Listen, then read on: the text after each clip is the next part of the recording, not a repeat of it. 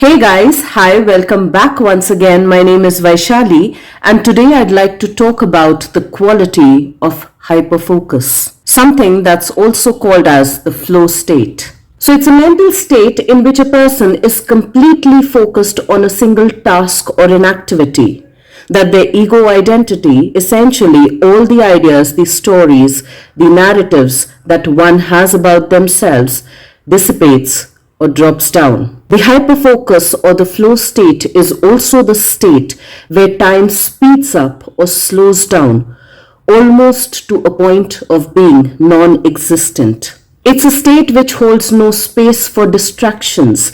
It's a state where you and your activities merge, where there is no difference between the doer and the doing. It's a state where the past, present, and the future merge and blend together. For of course, the concept of time almost becomes non-existent. It's a space where the concept of time has bent its linear reality. The state of hyperfocus or flow state is also a state driven by curiosity, creativity, and super clarity. It's such an immersive experience that the relatively normal feelings of hunger, fatigue, aches, pains, even thirst melts away. Quite naturally so, because the doer and the doing becomes one thing. It's also a state of complete presence where skills are balanced out by slightly higher scales of challenges. Now, such a state of immersion of complete presence naturally results in peak performances. And many a times we all have experienced that. As kids, when we are playing where play and the player becomes one thing, where the kid and the playing becomes one thing. As two people experiencing love, where two becomes one. As artists, painters, sculptors, composers, even surgeons are essentially not the doers of their deeds, but the deeds and the doer becomes one thing.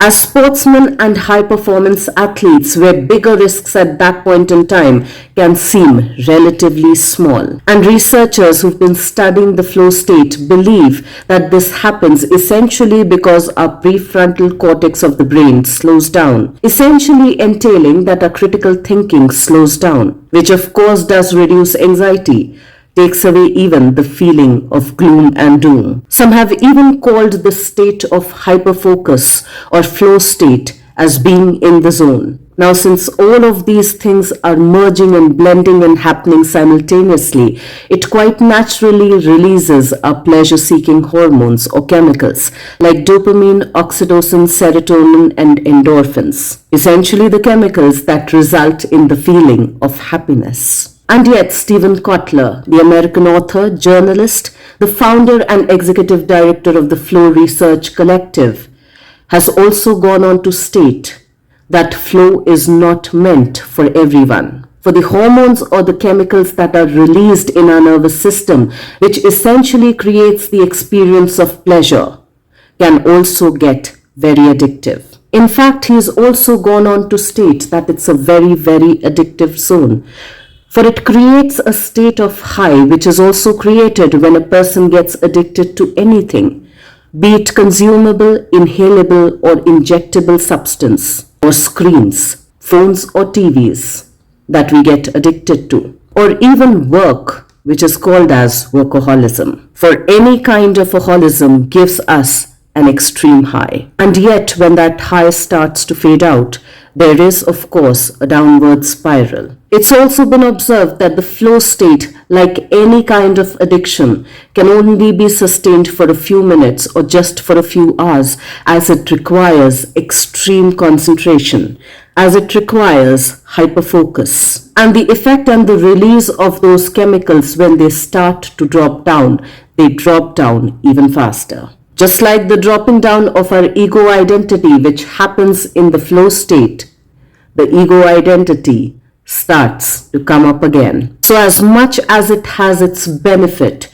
if one is then constantly chasing the flow state, one may require to amp up their risk-taking abilities every time to seek that peak high as well. We may even get wired to chase and pursue happiness rather than experience happiness as and when it happens. So my natural inquiry then is the flow state then good or bad?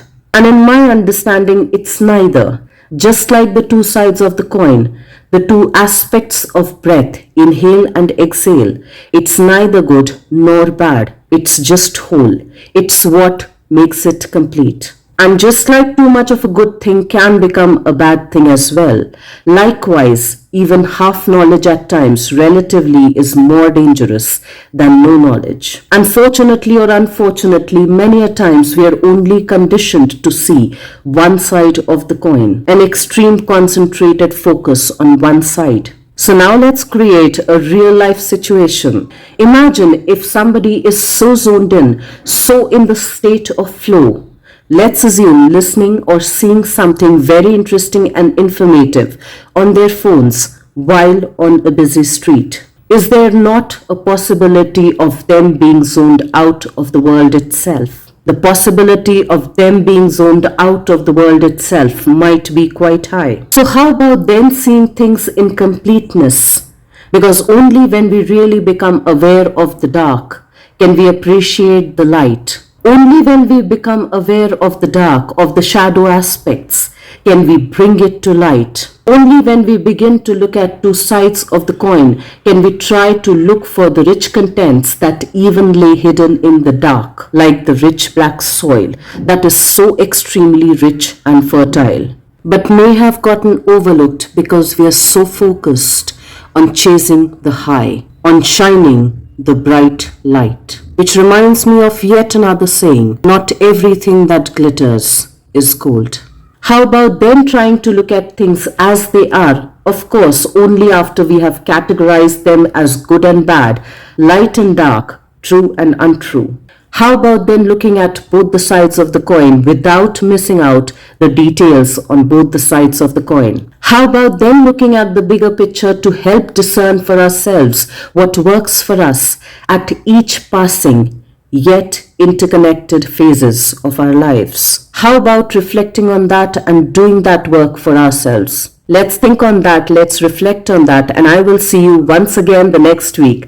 Till then, stay tuned in. And guys, if you do like the contextual content of these videos, please do like, share and subscribe.